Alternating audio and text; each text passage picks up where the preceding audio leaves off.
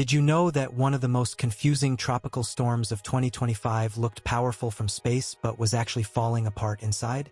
This is the story of Tropical Storm Jerry, a storm that challenged meteorologists, frustrated forecasters, and showed once again how unpredictable the atmosphere can be.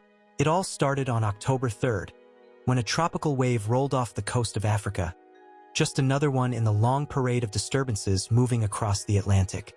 But this one had potential. Within a day, it developed a broad area of low pressure south of Cape Verde. By October 7th, satellite imagery showed an organized center of thunderstorms, and the National Hurricane Center officially named it Tropical Storm Jerry. At first glance, Jerry looked like a system ready to intensify. Warm sea surface temperatures and good mid-level moisture suggested a favorable environment. But soon, things took a strange turn. Powerful northwesterly wind shear began tearing at the storm, displacing its thunderstorms far from the center. Instead of a symmetrical spinning cyclone, Jerry became a lopsided storm, with all the action pushed to the east.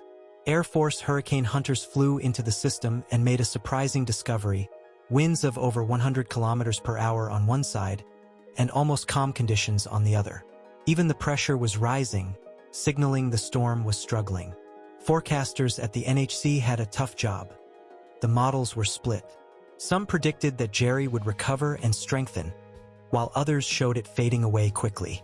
Despite its poor structure, Jerry still moved northwestward, making its closest approach to the Leeward Islands on October 9th.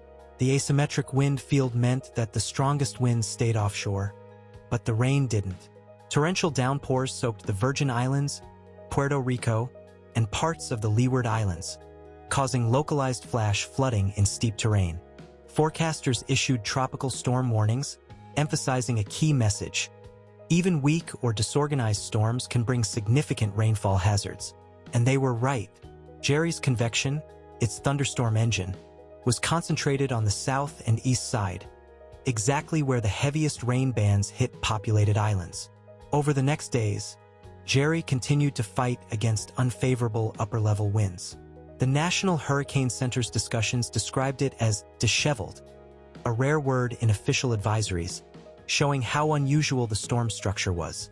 Meteorologists debated whether the decreasing shear would allow it to reorganize, but time ran out.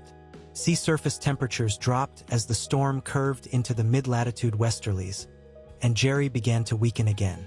In the end, Jerry never became a hurricane, but it became a textbook example of how vertical wind shear can completely disrupt a tropical cyclone's structure and intensity. It also highlighted the uncertainty forecasters face when dealing with asymmetric systems, especially when the strongest impacts aren't near the center. The lesson from Jerry: a storm doesn't have to look powerful on radar to be dangerous.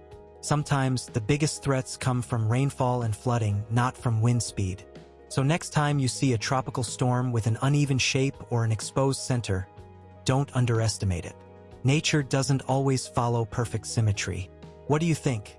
Should meteorologists issue stronger warnings for storms like Jerry that look weak but hide heavy rainfall potential? Let me know your thoughts in the comments.